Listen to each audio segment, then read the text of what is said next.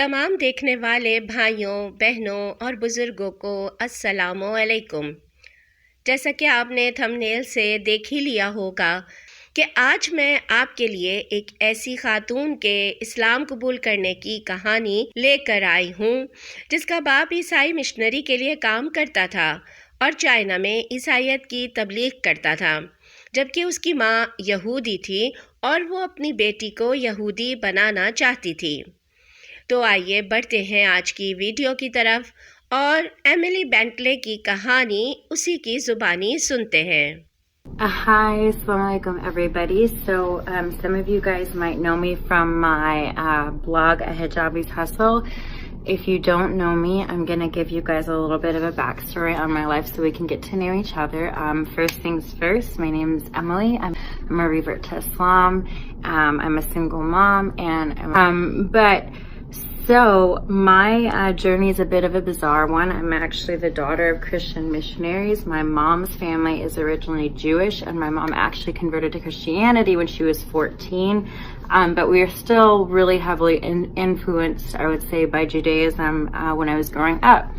So I grew up in China, Langfang, China to be exact. It's right sandwiched between Beijing and Tianjin. And my parents actually went to China to start a nonprofit orphanage. And my youngest brother and my only sister are adopted from China. So I grew up, like going to church all the time, going sometimes to synagogue in Beijing for High Holy Days. And when I was 16, I kind of had this like crisis of faith where I stopped being religious entirely. So I quit going to church, quit believing all of that, and then I went to college and I was introduced to this whole new world, and I started realizing how much how long I had been misinformed about what was actually going on in Palestine and Israel. And so I became active in the BDS movement, and then around the same time I was working at a department store, and I met this Moroccan woman who she had 3-4 sons. But anyways, she became like a mom to me, and she would like bring me food, buy me groceries, bring me house plants, and she just kind of took me under her wing. And she's تمام لوگوں کو السلام علیکم۔ آپ میں سے اکثر لوگ مجھے میرے فیس بک پیج اے حجابیز ہسل کی وجہ سے جانتے ہیں، اور جو لوگ نہیں جانتے ان کو مختصر سا تعارف کروا دوں کہ میرا نام ایملی ہے اور میری عمر 30 سال ہے۔ میں پیدائشی مسلمان نہیں تھی، بلکہ میں نے مذہب بدل کر اسلام قبول کیا ہے۔ جس وقت میں نے اسلام قبول کیا تھا اس وقت میری عمر 20 سال تھی، یعنی میں نے 10 سال پہلے اسلام قبول کیا تھا۔ میں ایک 2 دھرموں والی فیملی میں پیدا ہوئی۔ میرے پتا عیسائی تھے، وہ امریکہ میں رہنے والی ایک جارجین فیملی میں پیدا ہوئے تھے۔ وہ آرمی میں ملازمت کرتے تھے۔ بعد میں انہوں نے عیسائی مشنری کو جوائن کر لیا اور لوگوں کو عیسائیت کی تبلیغ کرنا شروع کر دی، جبکہ میری ماں ایک یہودی خاتون تھیں، مگر ان کا مذہب پر عمل درآمد تھوڑا کمپلیکیٹڈ سا تھا۔ وہ یہودی طرز عبادت کے لیے سینیگاگ بھی جاتی تھیں اور عیسائیوں کے چرچ بھی۔ بس آپ یوں سمجھ لیجئے کہ وہ دل سے یہودی ہی تھیں، بس میرے پتا کی وجہ سے وہ چرچ جاتی تھیں۔ میری ماں کی ساری فیملی نسل در نسل یہودی تھی، اس لیے میری بچپن سے ہی پرورش پر یہودی دھرم کی چھاپ بہت گہری تھی۔ میری ماں بتاتی تھیں کہ جب وہ 14 سال کی تھیں تو انہوں نے یہودیت کو چھوڑ کر عیسائیت قبول کر لی تھی، مگر سچ جانیے تو انہوں نے ابھی تک دل سے یہودیت کو چھوڑا ہی نہیں تھا اور ابھی بھی اس پر عمل کرتی تھیں۔ میں جب 6 سال کی تھی تو میرے والد کو عیسائی مشنری کی طرف سے چائنا بھیجا گیا تاکہ وہاں جا کر چائنا میں عیسائیت کی تبلیغ کریں۔ اس طرح ہم ساری فیملی چائنا چلے گئے۔ میرے بچپن سے لے کر ٹین ایج تک کا اکثر وقت، یعنی 6 سال سے لے کر 16 سال تک کا وقت چائنا میں ہی گزرا ہے، اور میں نے اسلام بھی چائنا میں ہی قبول کیا تھا۔ اس لیے اکثر لوگ میرے بارے میں یہی سمجھتے ہیں کہ کسی چائنیز خاتون نے اسلام قبول کر لیا ہے۔ میرے والد نے چائنا جا کر ایک یتیم خانے کی بنیاد رکھی اور انہوں نے وہاں یتیم بچوں کی پرورش شروع کر دی، جو کہ دراصل یتیم بچوں کی پرورش کی آڑ میں انہیں عیسائی بنانے کا منصوبہ تھا۔ چائنا جا کر میرے والد نے مجھے جان بوجھ کر ایسے اسکول میں ڈال دیا جہاں کوئی بھی انگلش بولنے والا بچہ نہیں تھا، بلکہ سارے ہی چائنیز بچے تھے، کیونکہ میرے والد کہتے تھے کہ اگر اس ملک اور اس معاشرے میں زندگی گزارنی ہے تو سب سے پہلے ان کی زبان پر عبور حاصل کرنا ہوگا۔ وہ چاہتے تھے کہ میں چائنیز زبان میں مکمل مہارت حاصل کروں۔ اس طرح میں بچپن سے ہی مکس کلچر کا شکار رہی ہوں۔ آپ لوگ سمجھ سکتے ہیں کہ باپ کی وجہ سے چرچ سے کنیکشن، ماں کی وجہ سے یہودیوں سے تعلق اور معاشرتی اعتبار سے چائنیز کلچر، ان سب کا مجھ پر اثر تھا۔ مگر ہمارے گھر میں عیسائیت اور چرچ کا زیادہ عمل دخل تھا۔ اکثر پادری اور چرچ کے دوسرے عہدیدار ہمارے گھر پر آتے، ہمارا اکثر وقت چرچ میں گزرتا۔ اکثر مجھے دیکھ کر پادری کہتے کہ اس بچی کی پیشانی پر لکھا ہے کہ یہ بڑی ہو کر عیسائیت کی بہت خدمت کرے گی۔ حتیٰ کہ ایک پادری نے تو میرے بارے میں خواب بھی دیکھ لیا تھا کہ میں عیسائیت کے لیے کوئی اتنا بڑا کام کروں گی کہ دنیا میں میرا نام مشہور ہوگا، اور میں ان کی باتیں سن کر دل ہی دل میں کہتی، انہیں پتہ ہی نہیں ہے کہ میرا عیسائیت سے زیادہ یہودیت میں دل لگتا ہے۔ ہاں واقعی 10 سال کی عمر تک میرا رجحان عیسائیت سے زیادہ یہودیت کی طرف تھا، اور میں جب بھی اپنی ماں کے ساتھ سینیگوگ جاتی تھی تو اسے ہی اپنا اصلی دھرم مانتی تھی۔ کچھ لوگ یہ سن کر حیران ہوں گے کہ بیجنگ میں سینیگوگ کہاں ہے، تو میں آپ کو بتا دوں، وہ ایک خفیہ قسم کا سینیگوگ ہے جو ایک چھوٹے سے گھر میں بنایا گیا ہے، اور اگر آپ اسے گوگل میپ پر سرچ کریں تو آپ کو اس جگہ پر ایک ہوٹل دکھایا جاتا ہے، مگر دراصل وہاں پر سینیگوگ ہے۔ مگر 16 سال کی عمر تک آتے آتے میں ایمانی اعتبار سے مکمل تباہ ہو چکی تھی، اور میں بہت زیادہ کنفیوژن کا شکار تھی۔ میرے پتا مجھے عیسائیت کی طرف کھینچ رہے تھے۔ میری ماں نے اگرچہ مجھے کبھی یہودیت قبول کرنے کا نہیں کہا تھا، مگر وہ یہ ضرور کہتی تھیں کہ یہودیوں میں نسل ماں سے چلتی ہے۔ چونکہ تم یہودی ماں کی بیٹی ہو، اس لیے تمہارے اندر یہودی خون ہے۔ سچ بتاؤں تو میں 16 سال کی عمر میں دونوں مذاہب سے باغی ہو چکی تھی، اور کسی پر بھی دل سے ایمان نہیں رکھتی تھی۔ میں کسی صورت یسوع کی عبادت کو اپنے ایمان کا حصہ بنانے کے لیے تیار نہیں تھی، اور نہ ہی اس بات کی قائل تھی کہ صرف یہودی خون سے پیدا ہونے کی وجہ سے میں یہودی ہوں۔ جب میں 16 سال کی ہوئی تو میرے والدین نے ڈیسائیڈ کیا کہ ایملی اب بڑی ہو گئی ہے، اب اس کا کالج اور یونیورسٹی کا پروسیس شروع ہو جائے گا، اس لیے ضروری ہے کہ یہ اب واپس اپنے امریکی کلچر میں جا کر رہے اور اپنے بنیادی کلچر سے اپنے تعلق کو مضبوط کرے۔ میں ان کے اس فیصلے سے کافی خوش تھی، کیونکہ بنیادی طور پر ہم چائنا میں جس جگہ رہ رہے تھے وہ بیجنگ سے دور ایک چھوٹا سا گاؤں نما ٹاؤن تھا۔ جب میں بچپن میں وہاں رہتی تھی تو وہاں کی آبادی بہت کم تھی۔ خیر اب تو وہ انڈسٹریل زون بن گیا ہے اور وہاں پر بہت ساری فیکٹریاں لگ گئی ہیں۔ میرے زیادہ تر رشتہ دار ٹیکساس میں رہتے تھے، جو لانگ پونگ سے نسبتاً بہت بڑا شہر تھا اور بہت ڈیولپ بھی تھا۔ اس لیے میں لانگ پونگ چھوڑ کر ٹیکساس آنے کا سن کر کافی خوش تھی۔ اس طرح میں 16 سال کی عمر سے والدین سے الگ ہو کر اکیلی ٹیکساس میں زندگی گزارنے لگی، جہاں میرے دماغ نے مذہب، ایمان اور کلچر کے بارے میں بغیر ماں باپ کے دباؤ کے مکمل آزادی سے سوچنا شروع کیا۔ میں ٹیکساس آ کر اس لیے بھی خوش تھی کہ میں اب تک جو اپنے ایمان اور مذہب کے حوالے سے کنفیوژن کا شکار تھی کہ میں کون ہوں، میں عیسائی ہوں یا میں یہودی ہوں، میرا خیال تھا کہ میں یہاں آزادی سے سوچ سمجھ کر فیصلہ کر سکوں گی، مگر جب تک میں فیصلہ نہیں کر لیتی تب تک نہ میں یہودی ہوں اور نہ ہی عیسائی۔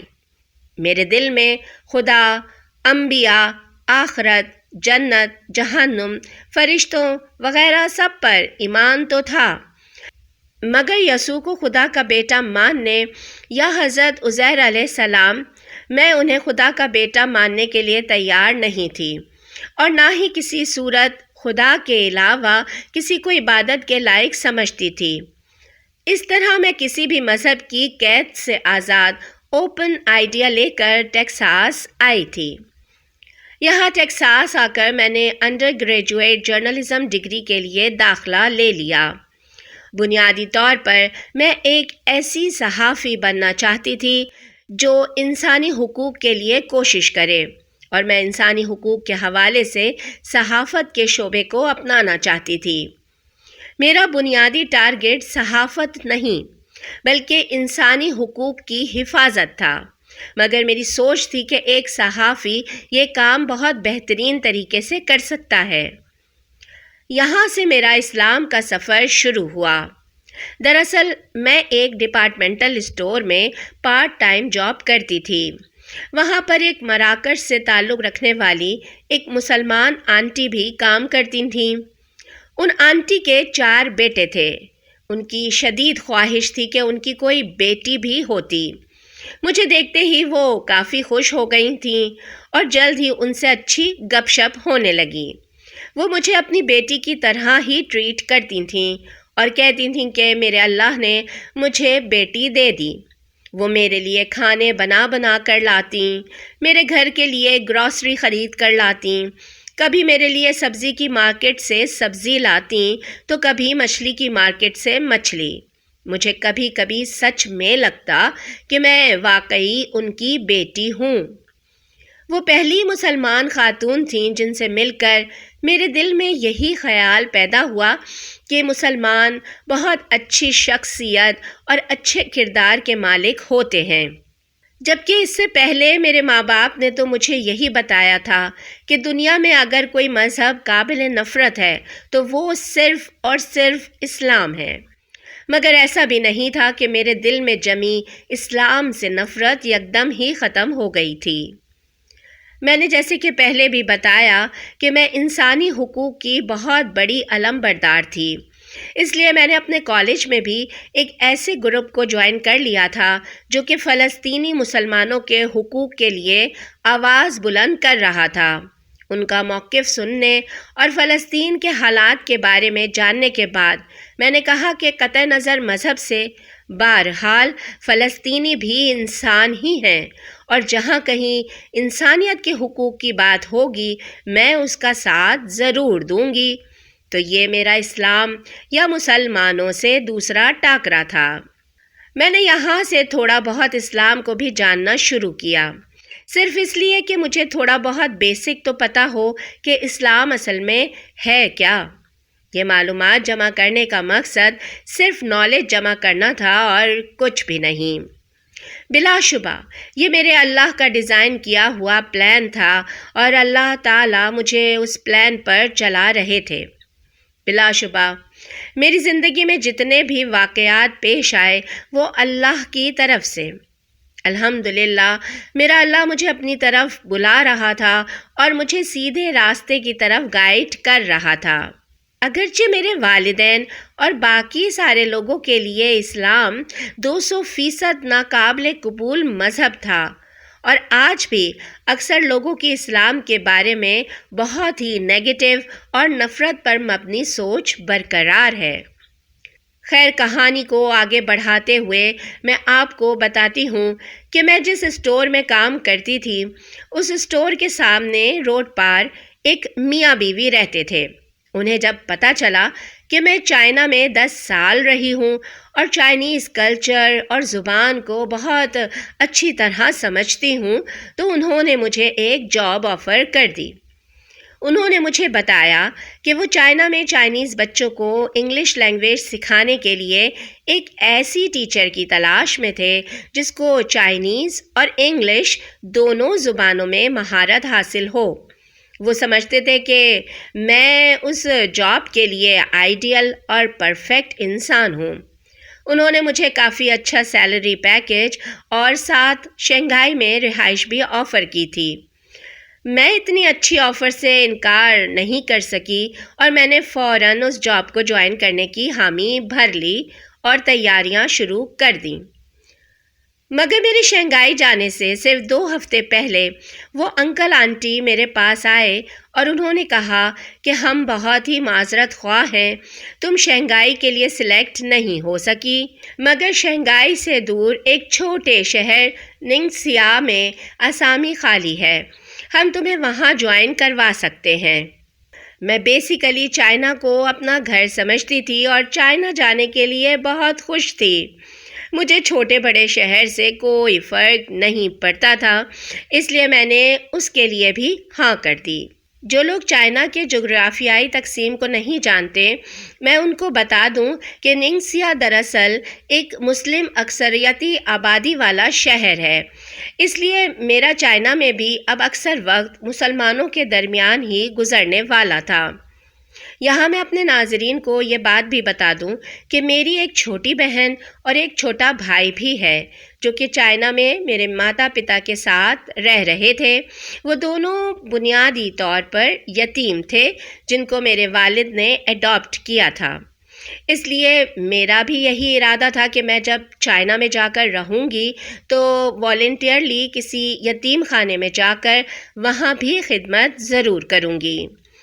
یہ وہ وقت تھا جب میں نے اس جاب کی آفر آنے سے پہلے ہی اسلام کو اپنے طور پر اسٹڈی کرنا شروع کر دیا تھا، جبکہ مجھے پتہ بھی نہیں تھا کہ میں عنقریب چائنا کے کسی مسلمان آبادی والے شہر میں جانے والی ہوں، اور جب مجھے یہ بات پتہ چلی تو میں نے اسلام کی اسٹڈی کو اور زیادہ بڑھا دیا۔ اس طرح میں 18 سال کی عمر میں واپس چائنا چلی گئی اور وہاں پر میں 3 سال اس مسلم آبادی والے شہر میں بہت سارے مسلمانوں کے ساتھ رہی۔ میں نے نہ صرف کتابوں سے اور انٹرنیٹ پر موجود آن لائن لٹریچر سے اسلام کو سمجھا، بلکہ میں نے کئی سال ان مسلمانوں کے درمیان رہ کر اسلام کو عملی طور پر پرکھا کہ اسلام پر عمل کرنے والے لوگوں کا معاشرتی طرز عمل کیا ہے، اور مکمل طور پر مطمئن ہونے کے بعد میں نے اس مذہب کو قبول کیا۔ کبھی کبھار یہاں امریکہ میں لوگ مجھے کہتے ہیں کہ تم نے عیسائیت اور یہودیت پر ایمان کیوں چھوڑ دیا؟ تو میں ان کو بتاتی ہوں کہ میں نے ایمان چھوڑا نہیں ہے، بلکہ میں نے اپنے ایمان کو مکمل کیا ہے، کیونکہ جس ایمان کی طرف یہ دونوں مذاہب گائیڈ کرتے ہیں، اسلام دراصل اسی ایمان کو مکمل کرتا ہے۔ میرے خیال میں آج کی ویڈیو کافی بڑی ہو گئی ہے، اس لیے اسے آج یہیں اسٹاپ کرتے ہیں۔